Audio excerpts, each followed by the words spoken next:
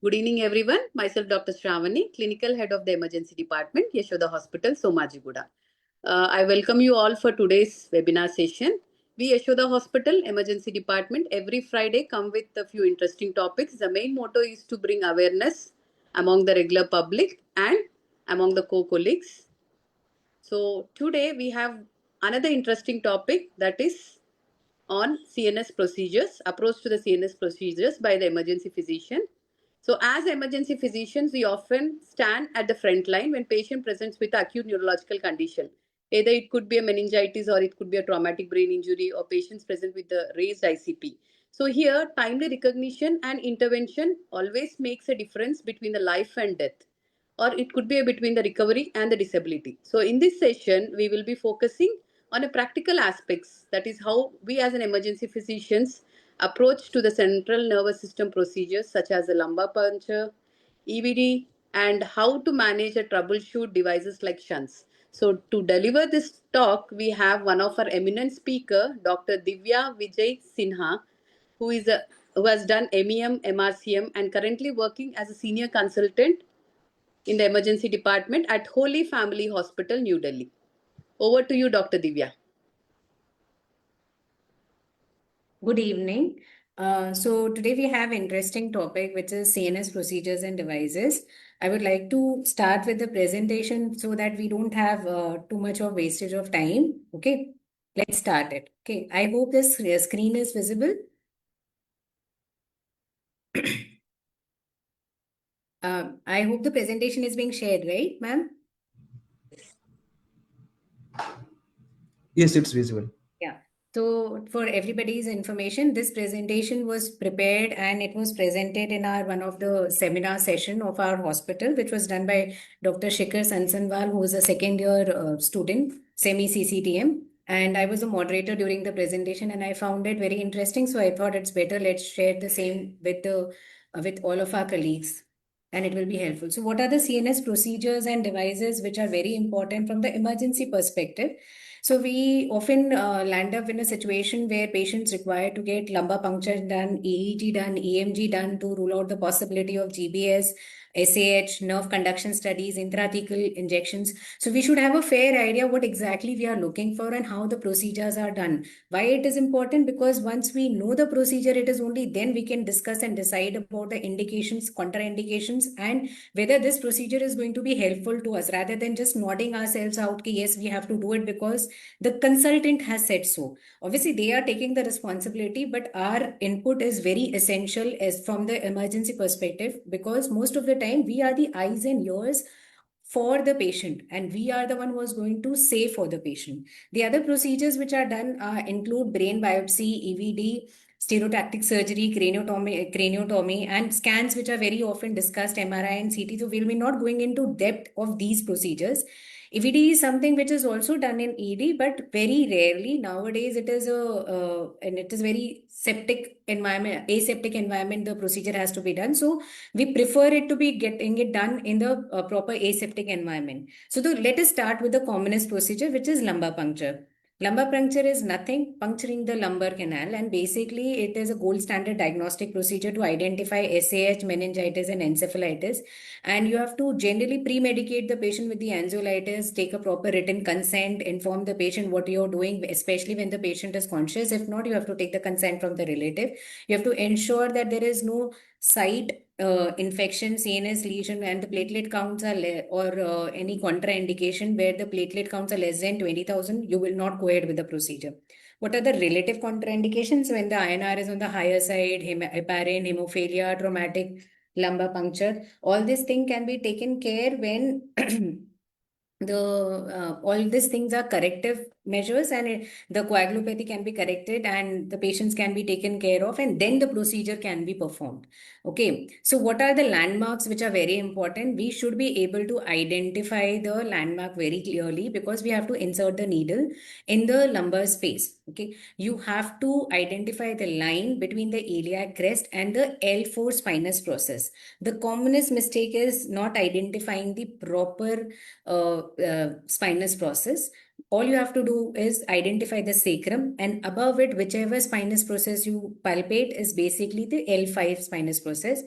Then L4, L3 go from downward up, not upward down, which is I've seen very commonly done by the freshers is they come from up down counting and they miss the landmark. So ensure to identify the correct landmark.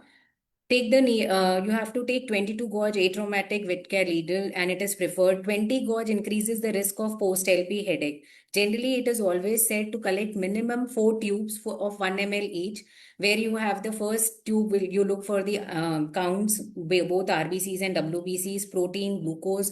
Tube 3 is for the other test, and then the fourth tube is taken for the culture and gram stain, and make sure that aseptic precautions are followed. Contaminated sample for lumbar puncture is no excuse for the patient and saying it got contaminated by us. That should not be done. Okay, here I have a short video which I will be playing. Please confirm that we are able to hear the video or not. Okay.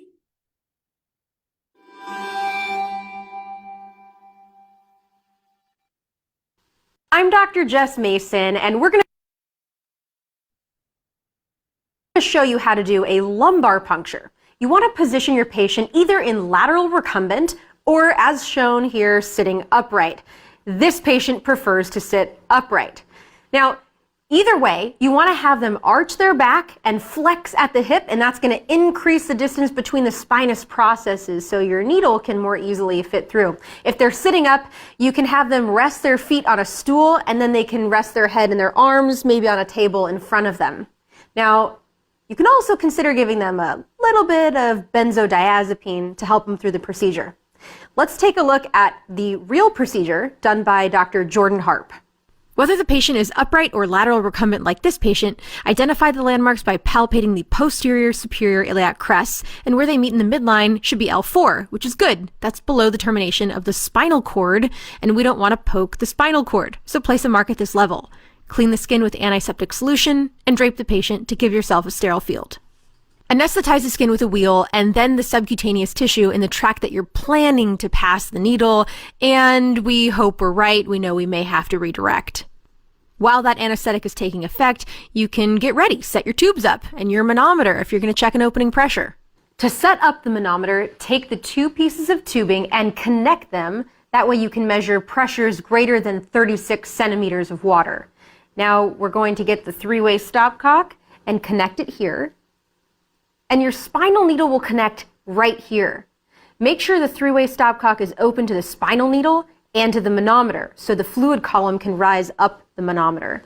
Once you're done measuring your pressure, you're going to turn that 3-way stopcock so you collect the fluid from the column into your collection tube. Spinal needles come with a stylet in place. The bevel should be oriented longitudinally with the dural fibers. So if the patient is lateral, the bevel is up. And if the patient is upright, the bevel is to the side. Try to stay midline and imagine that you're aiming right towards the umbilicus or the umbilicus or the belly button. Your needle has to penetrate the supraspinous ligament, which connects the spinous processes, and the ligamentum flavum, which connects the lamina of the adjacent vertebrae. So in theory, 2 pops. In an average-sized patient, that needle is going to be inserted about 3/4 of the way. Might be a little farther than you think. Now, it's important as you advance the needle that you're checking frequently if you're in the spinal fluid, because you won't always feel that pop through the ligaments. So remove the stylet and check for spinal fluid, and then advance it a little further. And then remove the stylet and check for spinal fluid, and then advance it a little further. Remove the stylet. Now, if you're still not getting spinal fluid after a few tries, you can remove the needle, or you can pull it out just to the subcutaneous tissue, repalpate for your landmarks, and insert the needle again when you change angles just a little bit. Insert. And it looks like we're in right here. So I'm going to ask an assistant, Dr. Whitney Johnson, to come help me out at this point. If you wouldn't mind getting the manometer. And we will set this up right here. Would you hold the top for me? And you can see the fluid column starting to rise up the manometer to give us a pressure.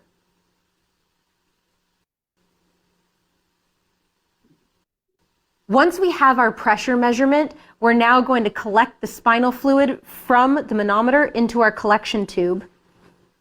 So you turn the stopcock to open it up. And once it's drained out from the manometer, you can remove the manometer altogether and continue collecting your spinal fluid. This LP was pretty difficult, and we ended up having to sit him upright to get spinal fluid. Normal CSF is clear. Try to collect a few milliliters of spinal fluid in each tube for testing, and remember, don't aspirate spinal fluid. Replace the stylet before removing the needle, and that's it, folks. That's an LP.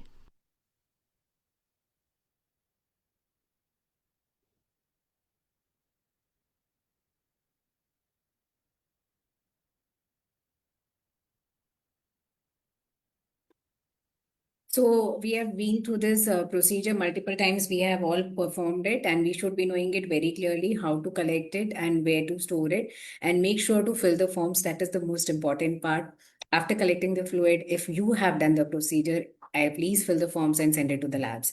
The complications, which are mainly local pain, which is very much expected, you can give simultaneously analgesics, which can be oral, IV, which helps the patient to recover better. There could be radicular pain when the needle is too lateral. It will take some time to heal, but definitely patient will respond to the pain analgesic. Spinal hematoma, severe backache, radicular pain, and sphincter dysfunction is what you usually see, and it settles down within some time. But usually, if it is there within 6 hours, you should get an urgent MRI and neurosurgery to identify the consultation and to see if it requires any intervention to be done. There is most common post-LP headache, and which is usually 24 to 48 hours, which is in the frontal and occipital region, worse when the patient is in the upright position. Large needle, if it is used, or cutting edge, or multiple attempts, leads to very bad spinal headache. And sometimes when the pressures are very high, patients do tend to have the chances of post-op LP headache is also very high. Anyways, for the post-op LP headache, you still give IV supportive treatment, which is their bed rest, hydration, analgesic, and persistent raha, so you might consider giving epidural patches or put them on the regular IV analgesic to the patient. For the next procedure which I'm going to discuss is electromyography, EMG, which is again recording of the brain electrical activity, which is the innervation of activity associated with the innervation of the skeletal muscle. So here what we do is we insert the needle electrodes are inserted into the muscle to record the specific motor units, and the normal muscle at rest shows no electrical activity. And the electrical activity occurs only when the muscle contracts. Activity may be altered in diseases of muscles or in disorders of muscle innervation, segmental or element peripheral neuropathic conditions. It usually helps in identifying as the neuromuscular diseases like neuropathy and muscular dystrophy, and it is often performed along with the NCS, that is nerve conduction studies, to evaluate the nerve function. The next which I'm going to discuss is electroencephalography, which is very commonly performed in most of the emergency departments nowadays, especially with the first onset of seizure or the history of seizures where the patient has come from. A very preferred investigation by the neurologist, depending upon your resource and your emergency department setup, one can decide whether it has to be done or not. So it represents the electrical activity which is generated in the brain, obtained through the electrodes applied in the scalp, or through the electrodes which is applied within the brain tissue, with that is during the surgery. And it provides us the physiological assessment of the cerebral activity. And basically, all we are going to see is the activity of the brain, the graph which has been noted, which also helps us in identifying the abnormal wave patterns, and it helps us in identifying whether the patient is in inactive seizure or not. And especially after head injury and certain procedures like heart or liver transplant, it is one of the most important investigation to say that there is no electrical activity, no activity or very less activity which is compatible to the brain. So before we term the patient that yes, the patient is brain dead, we use this procedure. And also it is helpful in patients with Alzheimer's disease, dementia, and brain infections like encephalitis. Basically, you find their gamma, beta, alpha waves, theta waves, and delta waves, which are generally associated with the REM pattern of the sleep and awake pattern of the patient. Problem solving and concentration, you have gamma waves. Busy or active mind, that is when you're awake, is beta waves. Alpha waves are reflective and receptive. Drowsiness, when you see, is in the theta waves, and sleeping में sleep and dreaming में you would generally see a delta wave. So we have discussed about the indications. There is no specific contraindication to EEG as such. Apart from that, the next which we are going to discuss is nerve conduction studies. In nerve conduction studies, basically you place the the electrodes on the muscles, and you check the stimulation with respect to the electrodes. Okay, it is basically it measures the speed and efficiency of the electric signals traveling through the nerves to diagnose whether the nerve is damaged or not due to the disease. There are small electrodes which are again placed in the skin, and they stimulate the nerve, recording the response and strength. And it is mainly used to identify nerve damage, that is neuropathy, demyelination, or conduction blocks. The test is often paired with EMG because it helps in identifying both the muscle and the nerve function test, and it gives us a better results. The other procedure which is performed in certain institutes, I would not say it is a very common procedure, that is intrathecal baclofen, which is given for severe spasticity in cerebral palsy, SI, and MS, brain injury or stroke patient. It is generally not related to emergency, but since it is one of the procedure which is performed and very less discussed, I thought of including it in the slides. Basically, all we do is baclofen is given because it is GABA agonist. It acts on the spinal cord and it decreases the excitatory neurotransmitter release. It causes blood-brain barrier very poorly, so oral does not work. So intrathecal has proven a little beneficial. Lower dose, higher CSF levels, improved gait, sitting, and upper limb functions. Generally, the complications are related to the overdose and withdrawal, or the catheter kinking, disconnection, or pump failures. There are higher risk of infection in the children, and infection rate is usually 10%, which is again MRSA, which is the local infection basically. And the IDP withdrawal is another issue which they have to face. As such, it is not very important from the emergency perspective, but still it is better to know about certain procedures. Now let's come to the devices. The devices which we use and which we are which are having certain impact on our daily ED practices are the shunts, halo devices, something about the deep brain stimulation, peripheral nerve stimulation, and spinal cord stimulations. Okay. Shunts, very commonly, we get patients who have inserted CSF shunts or LV devices. The CSF shunts are basically used as a primary treatment for hydrocephalus, and it is mainly seen in the pediatric neurosurgical procedure. Highest incidence for the post-op complications. So CSF shunts have three components. It has a proximal tubing, it has a valve chamber or reservoir which regulates the flow, and it allows the access. And there is a distal tube which drains either into the peritoneum, otherwise it can also drain into the atrium, gallbladder, ureter. And apart from that, there are also pleuroperitoneal shunts which drains in the pleural cavity. So you can see, excuse me. So you can see the the enlarged left ventricle, which is seen in the picture, and it is entering into the cranium where the tube end is inserted. You can see the picture when it is enlarged, the ventricles are there. The ventricular catheter is placed. There is a valve which controls the one-way flow. Okay, once the flow comes into the tube, it does not go back. And the valve is usually placed behind the ear. So it is very important to know why, because at times we might not get a presentation or a history of the patient being having a history of some kind of VP shunt. For example, we had a patient who was a kid who suddenly fainted while he was in the assembly. So the school people rushed him to the emergency, and he was unconscious and unresponsive. There was a plan to intubate. It just happened so that he was a boy and he had less hair, so we could see the scar very clearly, and we palpated and found that there is a button.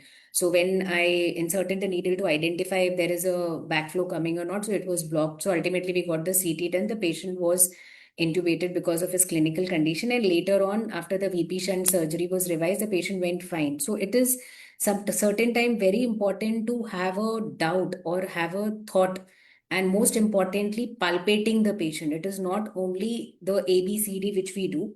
When it comes to becoming an emergency physician for the patient who are unconscious, unresponsive, please remember to palpate the patient thoroughly to identify if something is missing, and especially in young children coming to the emergency from the school. So generally the clinical presentations develop gradually. They will have some symptoms of vomiting, irritable, bulging fontanelle in infants, or they might be vomiting, headache, nausea, lethargic, ataxia. Certain times, if it is an acute block and the CSF pressures are high, it might be acute, but generally they give us a time. It is generally very severe. When it is severely compromised, there is coma, papilloedema, upwards gaze palsy, which is known as sundowning sign, very clearly seen in the children. And it is one of the most identifiable factor, clinical factor. Slit ventricle syndrome is when I'll show you the picture next, where the shunt is blocked. You can see the ventricles which appears like a slit. I'll be just sharing with the picture next to you, and it is worse with standing and exercise and better on lying down. So shunt evaluation has to be done. Physical examination may have to palpate the chamber behind the ear. It is of limited accuracy because sometimes it might be placed a little higher or lower. So please make sure to palpate the lateral aspect of the behind the ear, and then once you find the button, please and the opening, soft opening, you have to insert the needle and pull the fluid out. Okay. Generally, up to 24% of malfunctions are there. They might still appear normal, but always make sure that once you find a patient with VP shunt, the neurosurgical consult has to be done. The proximal versus distal obstruction is what you have to identify, whether the obstruction is proximal or distal. Depending upon certain time they use the manometer, and if the opening pressure is more than 20 centimeter of mercury, then it is most likely a distal obstruction. Okay, shunt malfunction may most common complication where the obstruction is proximal obstructions are pretty higher than distal, than the valve. It can be also secondary to the mechanical failure, that there could be a fracture, disconnection, migration, or misplacement of the tube. Over drainage, there could be a slit ventricle syndrome. There is a loculation of ventricles, that is a trapped fourth ventricle, and abdominal issues, that is pseudocyst or increased abdominal pressure, which can cause the increased pressures can lead to obstruction of the drainage. Okay, here you can see on the left side of the screen, there is an hydrocephalus and there is a presence of the shunt which suggests that it is malfunctioning. CTs are very helpful to identify the shunt with dilated ventricle, malfunction of the VP shunt. Slit ventricle syndrome is often present with waxing waning symptoms. Here the patients might be having intermittent symptoms of raised ICP. And the CT is often helpful in identifying the other causes of malfunction. Always make sure to get a emergency consult from the neurosurgery. Okay, let us see how do you tap a VP shunt, because this is expected from the emergency physicians to know. Please make sure that your neurosurgical team and your department has given you the procedure hands-on, like in your job description, this should be mentioned. Only then perform it independently, otherwise always with a senior consult available. Upgrade to Boat, amigos. It has the best ANC. No cap. Upgrade to Boat.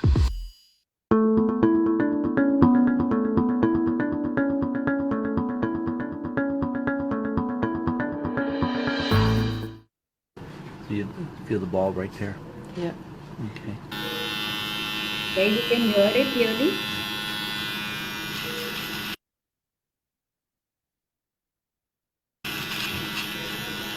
She's been complaining of a headache for a couple of days. And why does she have the shunt in place already? Why does she have the shunt? That took a tumor out of her head. Okay, she had an astrocytoma. Okay. She became altered today? Yeah. She was unresponsive to you? This Okay. morning, Yeah, so on the CT scan, it's like she has major hydrocephalus going on in there. So we're going to tap the shunt, and the neurosurgery doc here is going to be doing that. Are you okay, Mama? I can hold her head if it's bothering Dana, you. why don't you do that? Just because I don't want Mom to be in the position of having to. Yeah, I'm a little shaky. I don't think. Yeah, now. You can just sit right here and talk to her, and she can probably hear you. Absolutely. Sing her a song or something that she likes. Don't ask Danny to sing a song. Yeah, people ask me not to sing. Try not to cover, especially for the kids, their face. So what was your goal on the procedure? Right now, the goal is to see if we can get any fluid to come out from the shunt itself. to see if the proximal portion of the catheter is working. So when you put a needle in here and you don't get any fluid out, that would we need more suggest you. That would be suggestive of a shunt, proximal shunt malfunction. Right here, okay? Okay. What do you see more Yeah, often, we just see proximal what shunt it was. malfunctions or the distal? I would say it's fairly even. 50-50? I know. I'm holding your hands, aren't I? I'd say often when they get this sick, this fast, it's proximal. Okay. But and what you feel for the bulb, the reservoir part, Okay. which is the soft and squishy part. If you stick the needle straight in, typically you should have fluid that comes out spontaneously. I don't see anything flowing. So occasionally, if you get it started with a syringe, you don't want to necessarily pull too hard. And I'm not getting much. Yeah. There's some of the tube, but it's definitely not coming out spontaneously. Okay, Mama's okay, right here. okay. So this is suggestive of proximal shunt malfunction then. Yes.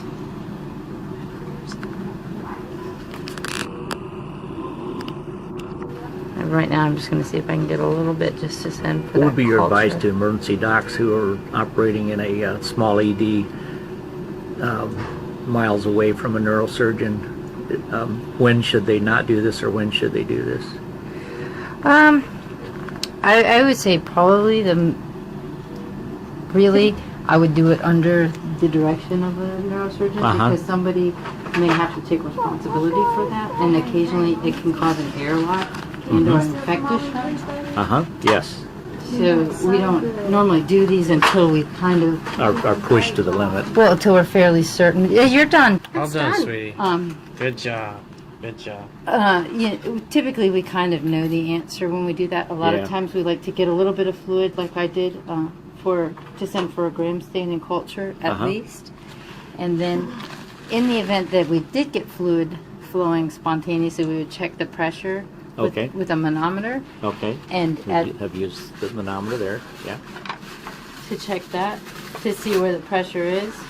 And then we also would check for what's called distal runoff, which is kind of hard to do with as little fluid as we had there, especially because Right. we had to aspirate it. So would you purposely drain some fluid if it was draining out? If it would come out and it looked like she had hydrocephalus, yes, you can do that to temporize it. To temporize, right? Okay. In her case, I got very little to come. Right. So the next step with her is to the operating room. Either that or you can also do a ventriculostomy or an EVD, Okay. which may be what happens tonight. Okay. So right now she doesn't wake up. She moves around, does some she responds to pain. She'll complain a little bit, They but were sticking her with needles earlier, and she just didn't move at all. It's like she Yeah. didn't feel it. yeah. Yeah, when they put the IV in, she didn't respond to that. So yeah, so we have some concerns, that like you and I talked, we might have to take control of her airway or something like that if we have to. So No, leave that on. so she got a little disconjugate gaze. Okay, there's that. So pupils are equal. So and hard. reactive. Earlier when I came in, her left eye was pointing over towards the left, and her right eye was straight ahead. So So it's really disconjugate. yeah.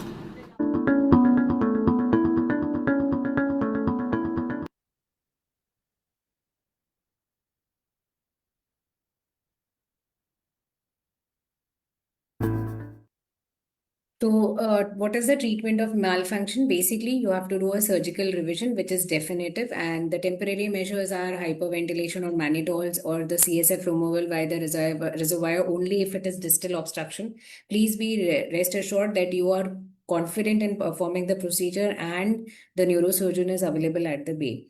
Generally, in Western countries, this procedure is advised to them to be performed where the neurosurgery is not available and they need to drain the fluid and send the patient to reduce the pressure. The shunt infection is also a high likely possibility. 3 to 20% of the patients land up with this complication, 50% of which occurs within first 2 weeks, and the remaining 80% occurs 6 months later. Most commonly, again, staph is the main culprit, and gram-negative like Candida is seen in some neonates in immunocompromised patient. Otherwise, the features which you see is obstruction with meningitis sign. Shunt tap is required, not LP in such cases, because you can easily get the CSF out. Culture is required, and you can treat with vancomycin ceftriaxone. With early device removal might be required. Prognosis worse if the ventriculitis develops. So there are halo devices, which is next I'm coming up to, which are given for the rigid cervical immobilization and unstable fractures. We don't see a lot of these devices commonly being used. In about few years back, that was common, and generally with these patients we have issues of having the pin site infection which is there, and they come to us only with these presentations. It's not a very common procedure. Skin breakdown or pressures are the other reasons which they might enter, and sometimes dysphagia and a pain which is not settling down. Intubation with halo in place may require alternatives for LM and cricothyroidectomy. You should consider that, but it's again very rare.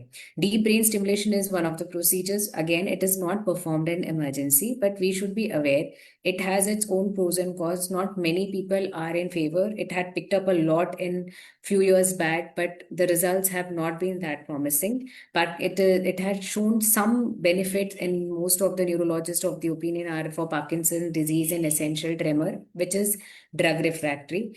That we give them a high frequency stimulation to the subthalamic nucleus, and the benefit is around 40 to 75% of motor improvement with rigidity and bradykinesia and posture. Complication, again, infection, lead displacement, dysarthria, and paresthesia with disequilibrium. There is also another procedure which is known as spinal cord stimulation, which is for the common chronic neuropathic pain and ischemic pain, where the epidural electrodes are inserted and stimulates the dorsal column of the spinal cord and inhibitory anti-release. Device failure infection is again something which is an issue. MRI is contradictory in these devices. Both the cases, one important factor we need to consider is of finances. Not many people can afford it, so it is not very popular as of now. Peripheral nervous stimulation is also one more procedure which has been done for the as a CNS procedure, where it has been done for neuropathic pain, especially occipital neuralgia and headaches which don't settle. They place the electrodes in the subcutaneous tissue of the peripheral nerves. Again, it gives a signal, electric signals, which helps in reducing the pain. And infection, late migration, battery issues are another thing which is a problematic situation. Sometimes they might affect the cardiac pacemakers or conduction abnormalities, but it is one of the rarest combination abnormalities. Deep brain stimulation video I have, but I am not very pro for having that video here.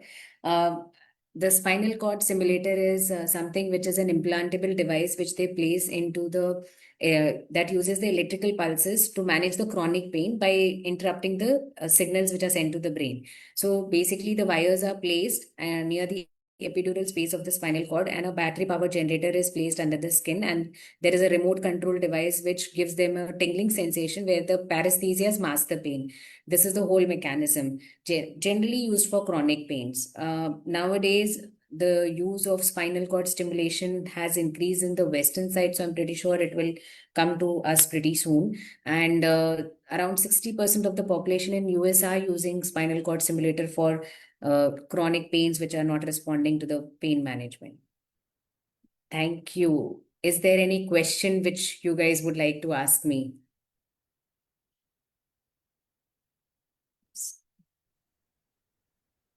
Thank you, Dr. Divya.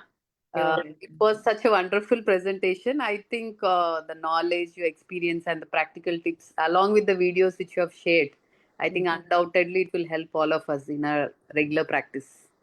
Yes, ma'am. Thank you, ma'am. Thank you so much. So, is there any question, concerns which There are anybody no questions has? which I can see in the chat box as of now.